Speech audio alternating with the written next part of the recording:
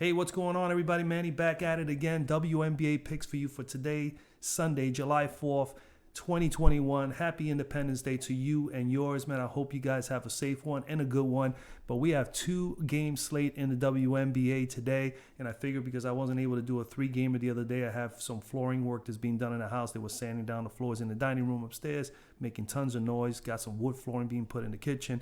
So I said, hey, you know what? I'm going to have to not do a video today, and I'll get to the next one. So I figured 2-game slate. Got a little bit of time today. Why not? But before I get started with the picks and go over what I believe are some plays you guys may have today, I appreciate you guys drop a like. Make sure you also comment down below. Let me know. Give me your thoughts on this 2-game slate, man. What's going on? Just talk to me. I'm more than happy to discuss anything with you guys regarding the WNBA. Other than that, if you have not become a part of the DFS Zone community, make sure you do so down below before you go. And don't forget also to put on that bell icon. Turn that on so you won't miss out on any of my upcoming WNBA pick videos. All right.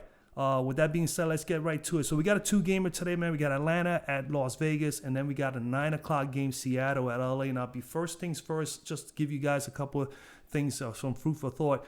Atlanta at Las Vegas is playing 3 hours earlier than the 9 o'clock game. Now, there is the possibility of game time decision on Jewell Loyd. Now, Jewell Loyd is a dangerous position. If you're looking to play this slate, you may have to fade Jewell Loyd. At least that's what I plan to do. I strongly believe that she's going to be out. She turned her ankle in the last game 2 days ago on the 2nd, and I do believe that she's still going to be pretty sore from that. I've had ankle sprains. Trust me, it's not, even if it's slightly, it still hurts quite a bit. I'll be very surprised if she plays today. She might be able to get through it going into the next game.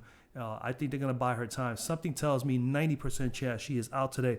So I prefer that you guys fade Jewell Loyd because there's plenty of guards in play. Obviously, everybody knows that the WNBA, at least in my opinion, I won't say everybody knows, but in my opinion, WNBA is more guard loaded and more guard friendly, meaning that there's more points that are usually generated more so from the guards at times, or you have more guards to select that can put some big numbers up. And a lot of teams are more guard loaded, meaning in the sense that they rely on their guards or at least the 1, 2, and 3 positions over the front court to be able to produce their points. And Atlanta is one of those teams right now, so that's a concern there for LA with the front court. They're basically right now, the Spark definitely rely on their backcourt to really keep them in games, and the same for Atlanta. So Vegas and Seattle are some of the 2 top teams in the league, not only in pace but in scoring, but they're also top rebounding teams. They are the top teams. They're also their front court loaded, and they're able to score a lot of points. So with Jewell Loyd possibly being out today, I would rather you guys fade Jewell Loyd and focus on getting some value out of some of the people that may be playing and getting some minute bumps while Jewell, because remember, you got to replace 18 points, 4 rebounds, and I think 4.5 assists or 5 assists a game from a Jewell Loyd in that Seattle team. So we're going to get to that. I'm basing that on Jewell Loyd, and I'm going to focus on that Seattle game and LA with more focus on Samuelson, Canada, Burke, Prince. Those are the ladies that you're going to be definitely looking for. They're going to get a little bump in minutes, and possibly you're going to be able to get some value out of there. Yeah, when it comes to another thing also I wanted to, just because of that Jewell Loyd, the other reason why I would say try to fade her is because if you put her in your lineups and let's say she's out and the games start at 6 o'clock, you're not going to be able to swap her out. So that's going to be a problem. What I recommend and what I plan to do, I plan to play about 6 or 7 lineups today, and my intentions are to do 2 or 3 lineups heavy on the early game, and then having 1 or 2 key players out of the 7 coming out of the late game, and then vice versa. And then, of course, incorporate one where I feel, I can get a little balance from both, where I can get value from either one of the 2 games based on that information I just said about, Atlanta needing their guards to step up as opposed to, and the same for LA, to be able to keep them in these games, because both teams could very easily get blown out here, which I doubt with the Atlanta game, because I think Atlanta has enough firepower in their lineup to be able to stay with Vegas a little bit, but their guards are going to have to step up. So just a little bit of information there, just my thoughts on that as far as strategically on how you can go about things. All right, so let's go to the actual guards. All right, so at the top, obviously, like I said, Atlanta, obviously, Courtney Williams, 7,300. You can definitely make a lineup and have Courtney Williams in there. I don't see with a 2-game slate. You said it from me. You heard it from me in the past with WNBA, even when I did NBA videos. These small slates, everybody is available. It's just a matter of finding out where you can get some value. And then, of course, you have to stay on top of things later in the game. Later in the day, you'll be able to determine if you need to make any changes. So Courtney Williams is in play for me, but I don't think I'm going to play her. I think that she's definitely someone you can consider. Obviously, with Tiffany Hayes out, she's been stepping up a little bit. She's been playing still the same amount of minutes. But when you come down, you figure, let me just focus on that one game at the moment. So you're looking at Courtney Williams, you're looking at Carter, and you're looking at Bradford. Those are the 3 girls that you definitely got to focus on in this matchup here against Vegas, because they're going to need the ball out. All 3 of them are going to need to contribute for them to have a chance to stay close enough in this Vegas game so they can make the game interesting, and we could be able to get more points and more fantasy points in this case for ourselves. So my first selection for today is coming out of this game, and it's going to be Crystal Bradford. I think Crystal is someone that you definitely got to consider in today's matchup. She has been pretty hot lately. She's playing more minutes, and obviously with Tiffany Hayes out, and they need to find more minutes and more players that can possibly produce as far as rebounding and scoring and so on and so forth. Well, that's where Crystal Bradford comes in. She's averaging 8, 3, 1.5, and 18.5 fantasy points per game. She is at 5,800. So at 5,800, she's good for 4X. As you can see, she's had 28 plus in 2 straight games and pretty much 20 plus in 3 straight games. So she's good for 4X. She's capable of getting you 5X, and that's with the 42-point game against Seattle. Obviously, she can show you she has 7 and 8X upside at this price tag. So I definitely think that she is definitely someone to consider. I do like her in this matchup against Vegas. I think that you need to target somebody in Atlanta in the backcourt. If you're not on Williams, then you definitely got to be on either Carter or Bradford. But I think she brings a little bit more to the table than Carter does. And I think she's capable of putting the same amount of numbers, or at least similar numbers, to what Courtney Williams could bring to the table. And she's been pretty much playing the 3, I suppose, but she is on FanDuel. She is a guard. So we're focusing on her being a guard here. 17 and 14 in the last 2 games, so she's averaging 14 or more from the floor. And as I said already, she's averaging over 20 fantasy points per game over the last 3 games. Her shooting has been pretty darn good as well. She's shooting 40%. 46% from the floor, 50% from 3, 4 rebounds, 3.5 assists, 2.5 steals, 13 points per game, and 29 fantasy points per game over the last 3 games. So she's been on fire over the last 3. Her splits away, 45% from the floor, 44% from 3, which is fantastic. 3 rebounds, 3 assists, 1.5 steals. And she's also averaging 21 fantasy points per game. But as like I just finished saying, her numbers have been up over the course of the last 3. She has not faced Vegas yet, and then if we go and look at the fantasy cruncher here, we're going to look at Ms. Bradford for a moment. And if you look at her numbers, we're looking at and if you've been around me long enough, I always concentrate on minutes, of course, usage, and if she's getting enough shots. And as you can see, the minutes are there, 23 or better, 22% and above as far as usage rate on the floor. And then, of course, 10 to almost 15 shots per game from the floor, with 6 or 7 of them, half of them coming from beyond the arc, and she's been pretty good there too, 35 to almost 40% average. And then she gets you some assists and the rebounds, and then she also brings the defense. 4 steals in the last game and a total of 8 over the last 3. So that's exactly what we're looking for. We need someone that's going to be putting up big numbers, and in a situation or in a game where they're going to need her to be able to do a lot of things. And I think that she is definitely someone to consider. So she's my first guard. As you know, I'm going to give you 4 selections. My second guard in this matchup obviously is going to be someone that's going to be a little bit cheaper in price tag. Like I said, you could focus in this matchup in today's slate with Courtney Williams. Obviously, you got Wheeler, you got Jackie Young, you got Carter for Atlanta, and then, of course, you got Gray, Sue Bird. All these ladies are pretty much all in play. It's just a matter of finding out which one is going to possibly be in a position to ball out.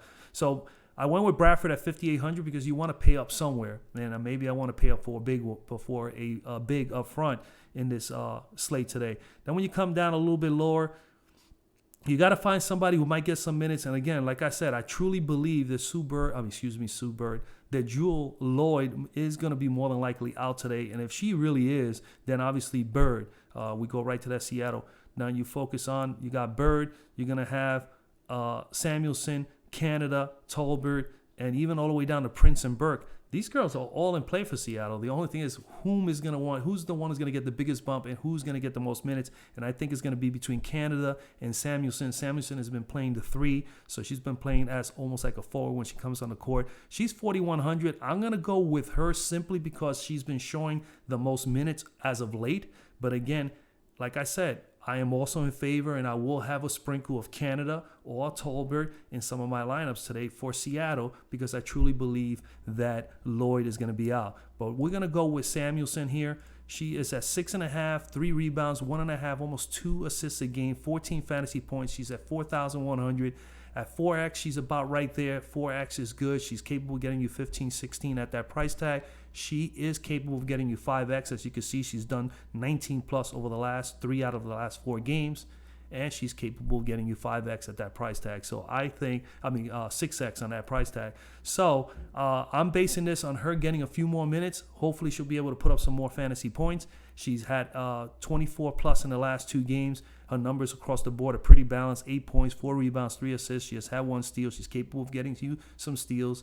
All right. She doesn't turn over the ball a ton, which is good. So we'll be able to retain some of those fantasy points. But 19 and 20 over the last 2. And if you look back, she did get 22 here way back against Vegas earlier in the year. I think she gets a little bump in minutes. Again, this is all about finding value in this slate because of the Jewel Lloyd situation. If she is out, like I said, Samuelson is someone that I'm targeting out of her in Canada. I like her the most. But I think Canada isn't playing as well, and I do believe I will have Canada in some of my lineups. I want you to know that you should have either one of these 2 girls in your player pool as you narrow down your selections later in the day.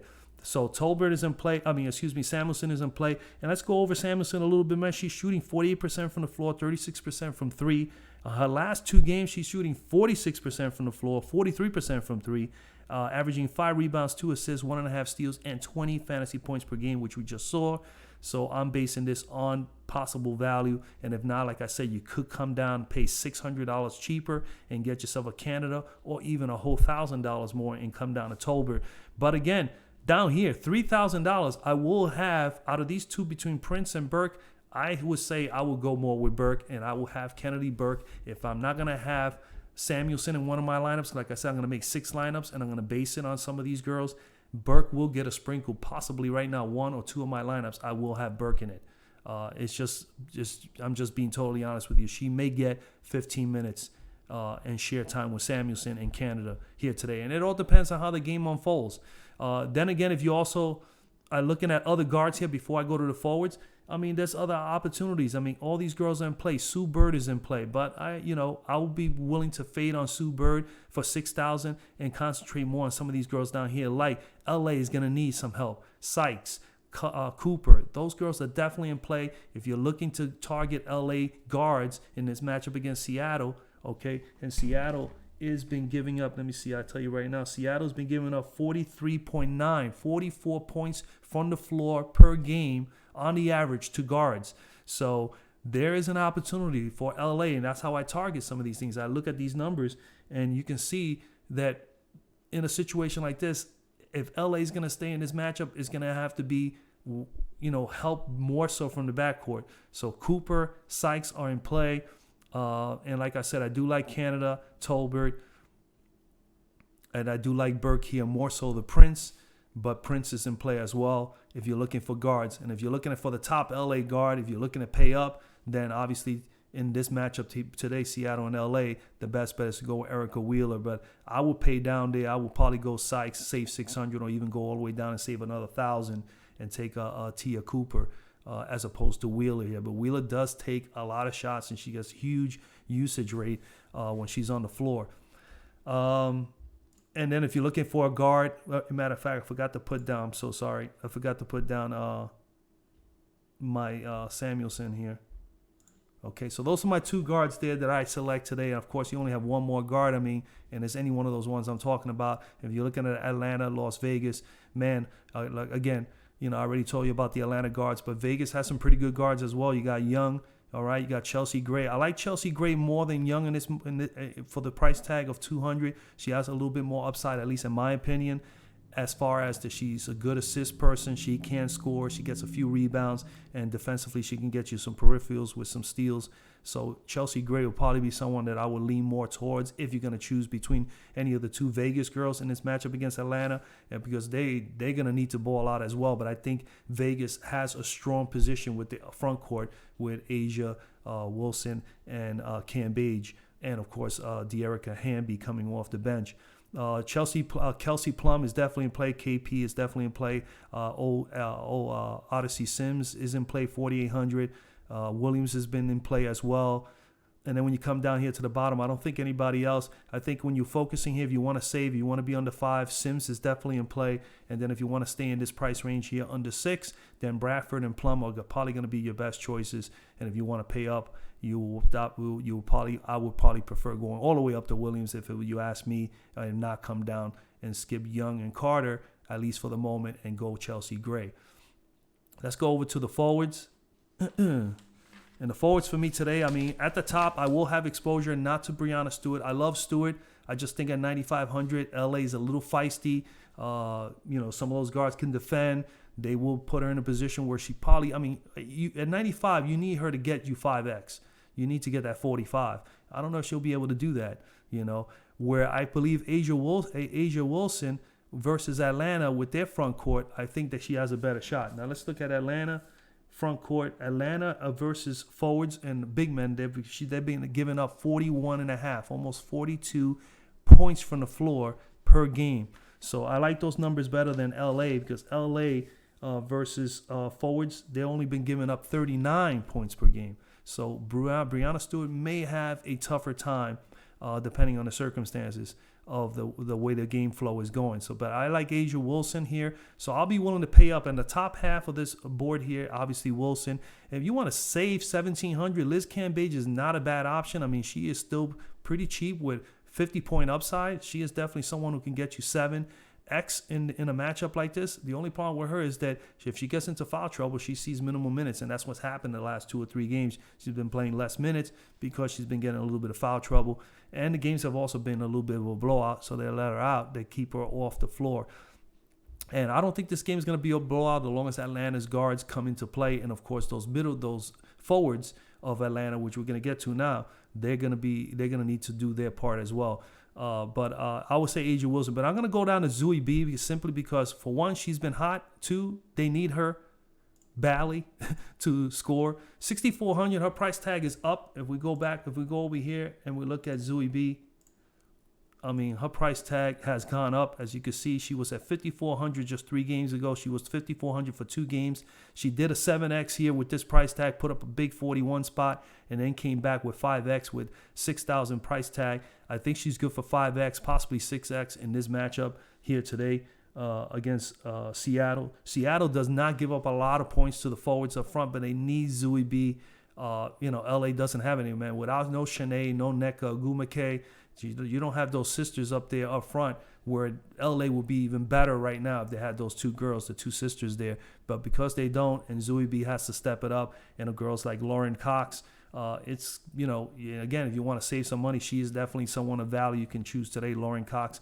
But we'll get to that in a moment. But Zooey B here, and I like the factors that, man, her usage rate, I tell you before, I look for minutes and usage. Well, 29 plus over the last 4 games. So she's been averaging about 31 minutes on the floor. And her last 2 games, over 33% usage rate. She's taking 16 to as much as 20 shots. So in the last 2 games, about 18 shots on average. And 6 of them are coming from the 3-point spot. She is definitely capable of getting you rebounds and a few assists. What we need her to do is to get those peripherals up, more blocks, more steals. She's had 3 and 1 over the last 2. Again, she is definitely someone that LA needs to be able to perform if they're going to have a chance to stay in this game. And when we look at Zooey B, the season, she's shooting 43% from the floor, 32% from 3, 85% from the free throw line, 6 rebounds, 1.5 blocks, and 25 fantasy points per game on average.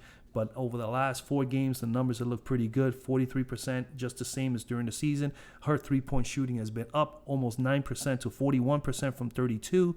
and she is at 7.5 rebounds, a rebound and a half more than her season average, and she's still averaging 1.5 blocks a game, and her fantasy point total has gone up by 6 to 31 fantasy points per game. So she is in the uptrend.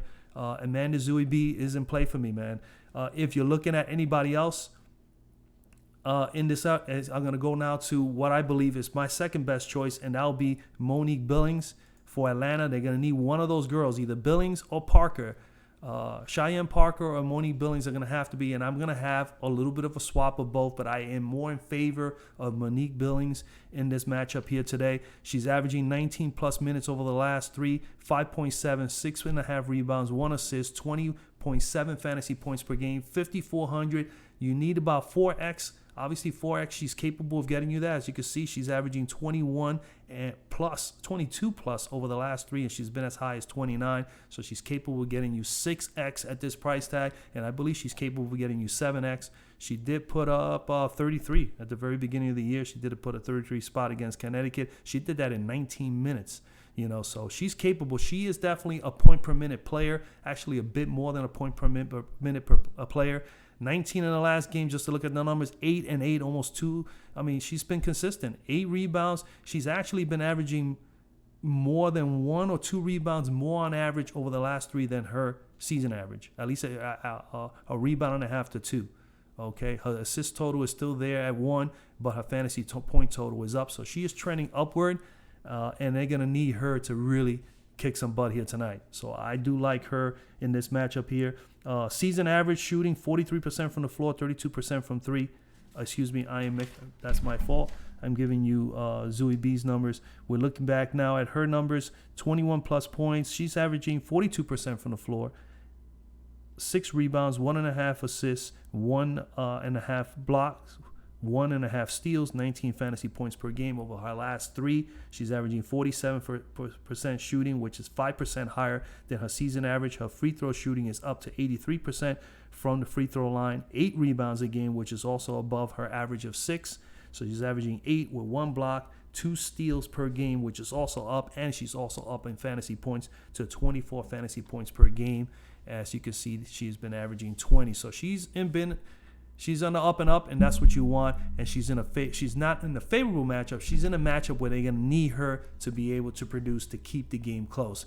So Monique Billings is my second choice at forward, and you still have 6,100. You could definitely get 2 solid players, 2 studs, maybe 1 top stud in this matchup today. I do like all these girls in the middle. Zooey B, Cheyenne Parker, Erica Hamby. If this game gets a little out of hand or Cambage gets into foul trouble, she's the one that comes in and spells relief, Hamby.